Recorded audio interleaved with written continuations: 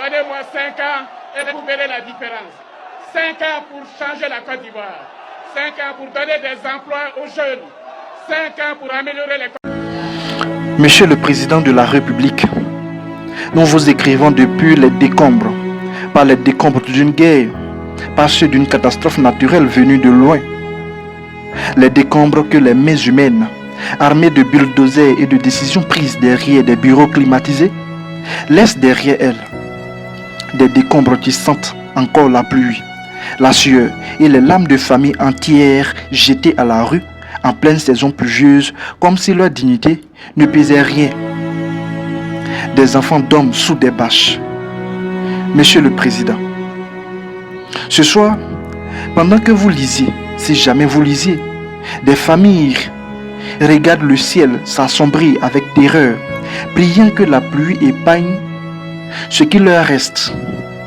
Pas grand-chose, quelques habits mouillés, des documents froissés, des souvenirs éparpillés dans la boue.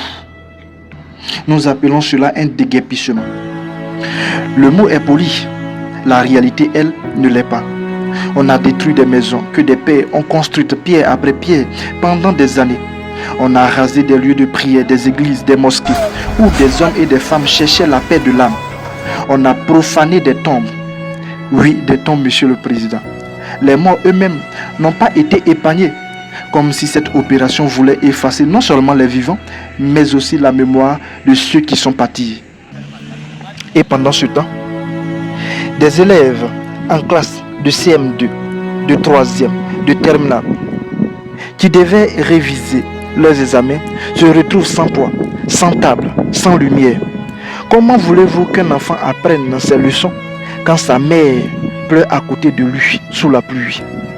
Comment voulez-vous qu'il pense aux mathématiques quand il ne sait pas où il dormira demain?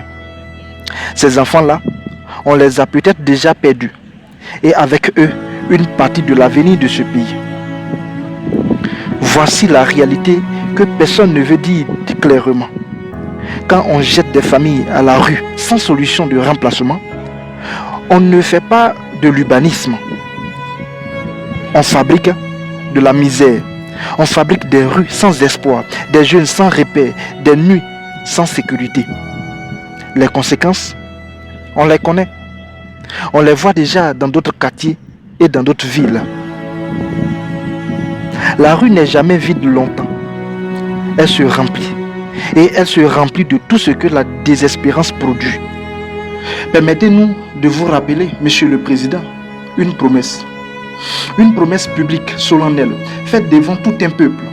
Vous aviez dit, et le peuple s'en souvient, que chaque citoyen aurait un toit, que personne ne serait laissé dehors. Le peuple vous a cru, et le peuple a voté, le peuple a entendu. Aujourd'hui, ce même peuple est dehors, littéralement. On nous dit que ces zones étaient dangereuses. Soit. Mais alors, pourquoi avoir laissé des gens y construire pendant des années? Pourquoi avoir encaissé leurs impôts, leurs taxes, leurs droits de ci et leurs droits de ça? Si c'était pour détruire un matin de pluie sans préavis digne de ce nom, sans relogement, sans humanité.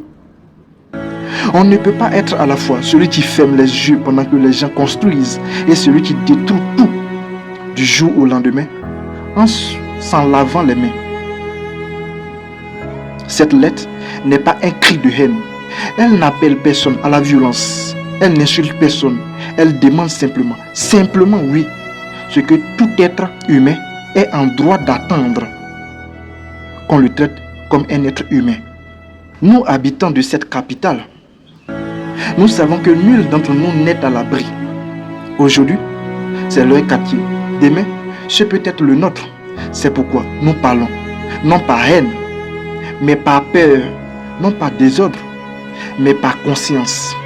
L'histoire retiendra, Monsieur le Président, non pas les routes que l'on construit, mais ce que l'on fait de ceux que l'on dépasse pour les construire. Nous attendons des actes, pas des communiqués, des actes. Au nom de toutes les familles meurtries, au nom des enfants qui préparent leurs examens sous la pluie, au nom des morts dont on a retourné les tombes. Un citoyen qui n'a pas encore perdu espoir, mais qui surveille. On nous traite comme des chiens. Le maire dit c'est pas lui, que c'est pas Congo. Bakongo dit c'est pas lui qui a donné la liste, que c'est le maire qui a donné la liste. Mais à la fin, entre Bakongo et puis le maire, là, qui dit la vérité? Il ne faut pas prendre les Ivoiriens pour des idiots. Il ne faut pas prendre les Ivoiriens pour des idiots. Nous ne sommes pas des idiots.